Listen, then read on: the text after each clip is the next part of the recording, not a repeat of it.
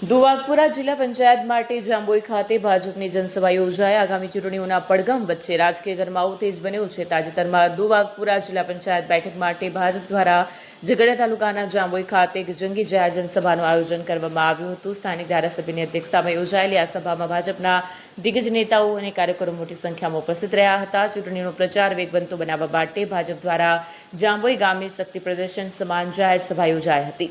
આ સભામાં સ્થાનિક ધારાસભ્યએ અધ્યક્ષસ્થાન સંભાળ્યું અને ઉપસ્થિત જનમેદનીને સંબોધતા ભાજપની વિકાસ ગાથા રજૂ કરી। આ પ્રસંગે પક્ષના મજબૂત નેતાઓ અને હોદ્દેદારો મંચ પર ઉપસ્થિત રહ્યા હતા, જેમાં પ્રકાશ દેસાઈ, જિલ્લા પંચાયત પૂર્વ પ્રમુખ મહેન્દ્રસિંહ માસદિયા, દીપક પટેલ, દીપક પાદરિયા, દુવાગપુરા જિલ્લા પંચાયતના ઉમેદવાર તેમજ તાલુકા પંચાયતના ભાજપના તમામ ઉમેદવારોએ આ સભામાં પોતાની હાજરી પુરાવી હતી। સભામાં માત્ર કાર્યકરો જ નહીં પરંતુ મોટી સંખ્યામાં સ્થાનિક ભાઈઓ તેમજ બહેનો પણ ઉત્સાહપૂર્વક જોડાયા હતા।